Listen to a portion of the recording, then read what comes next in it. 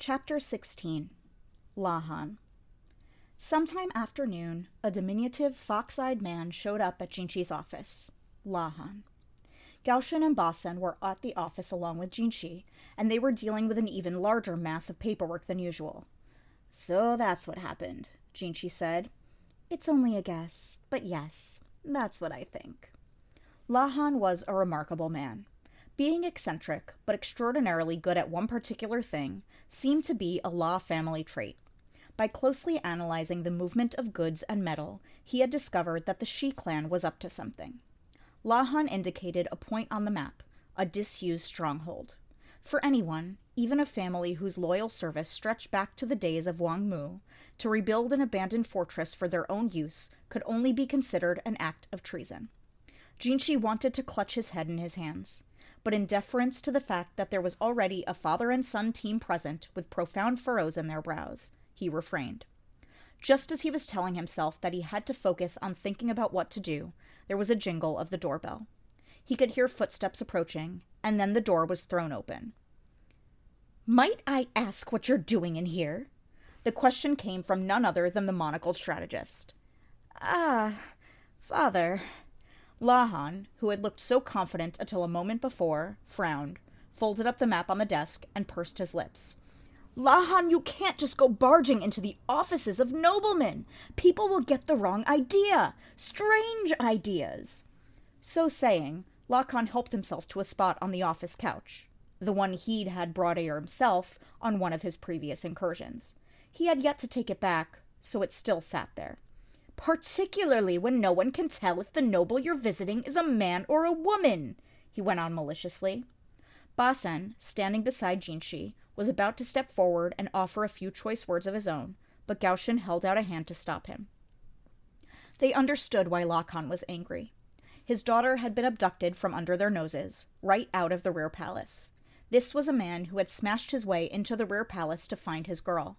The only surprise was that it had taken him this long to come to Jinchi. Very well. Jinchi would submit to his slings and arrows. That was his responsibility. But he doubted Lahan had come here merely to abuse him. Lahan stepped back dejectedly and worked his way behind Gaoshen. So there were things even this young man had trouble coping with. He seemed to be whispering something to Gaoshen. Basen was eyeing him skeptically, clearly wondering who this abacus-wielding interloper was. Gaoshen summoned a messenger. Whatever he was doing seemed to hold no interest for the strategist, who stretched out on the couch and gave Jinchi a cold stare. "I understand what you're saying, Master Strategist. It was my own fecklessness that caused this," Jinchi said. And he did understand. Even if this was the first he was hearing about the secret passage, even if no one had known about it before, it had been used for kidnapping and escape, and the responsibility lay squarely with him. "Truer words were never spoken," Lahan said. "What I want now is for you to rescue my daughter. Immediately." Ah, how simple things could have been if only he were capable of that. At this moment, Jinchi was clearly Lahan's enemy, and everyone at court knew you didn't want to make Lahan your enemy. Yet even the strategist must have realized that open feuding with Jinchi at this point would serve no one. He had another foe. Not Jinchi, but Shisho. Jinchi thought about what had brought the strategist to his office. The man before him wasn't interested in apprehending the culprits of a would-be rebellion against the throne. His priority was to rescue his dear, sweet daughter. Jinchi couldn't fathom exactly what the man might be thinking, but he had obviously decided that the quickest way to get what he wanted was to come to Jinchi. A lower official came in with tea, but when he saw the people present, and registered the tension among them, he set the drinks down quickly and showed himself out. Nobody touched the steaming tea, which gradually went cold. If only their heads could cool off so easily. But it was not to be.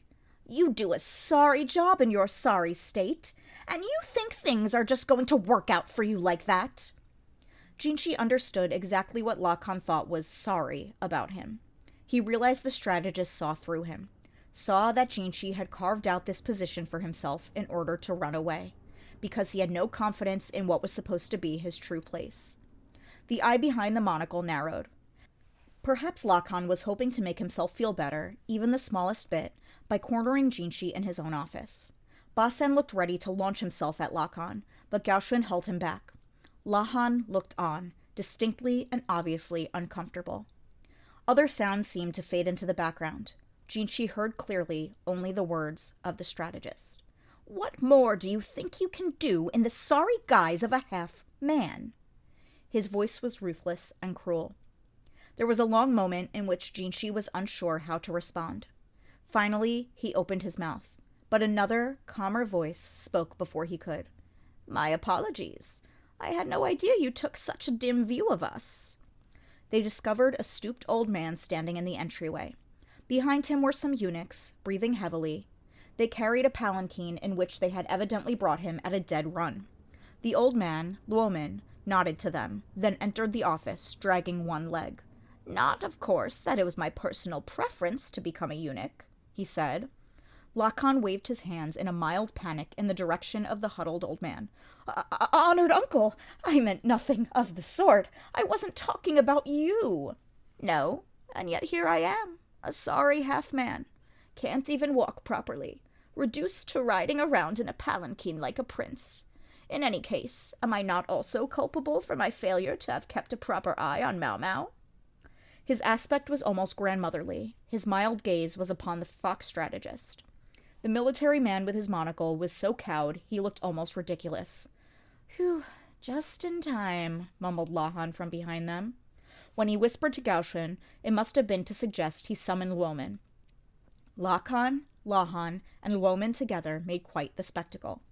Lakan, imperious until a moment before, now acted like a young boy trying to soothe his distraught mother. Jinchi could almost have laughed out loud, but with a struggle, he refrained. He glanced behind himself to see Gaoshun with deep furrows on his brow, probably also restraining laughter.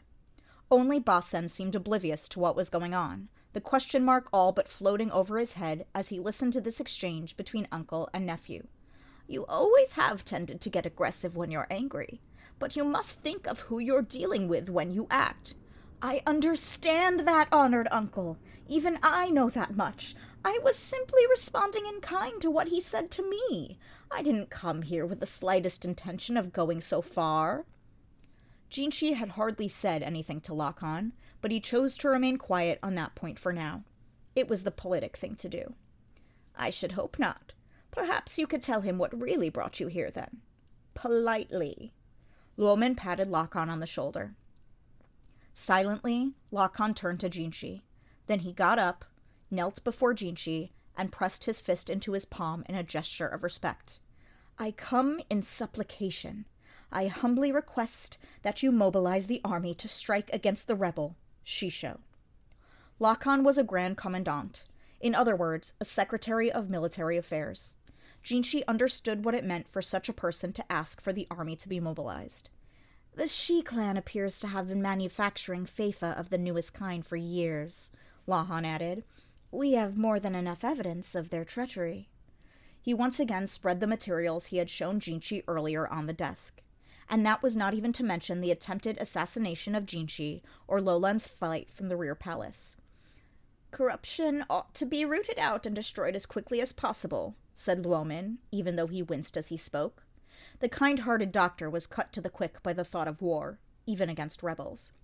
Moreover, he knew what it meant for Lakan to make this request of Jinchi, why the strategist had upbraided him as a half-man. For the government to move against the Shi clan would mean bringing to bear the Forbidden Army, a force commanded directly by the Emperor. It was not a senior captain like Lakan who would command these troops, but the one who stood at the very zenith of this nation. The Emperor, though, could not simply jump up and march out of the capital. As such, a substitute would be necessary. "How long do you mean to deceive us with that assumed form?" Lakan said, watching Jinchi through his monocle. Or, rather, watching the man Ka-Zuigetsu, who wore Jinchi like a second skin. Zuigetsu swallowed heavily. He'd always known this moment would come. Now it had. It was time for him to face it.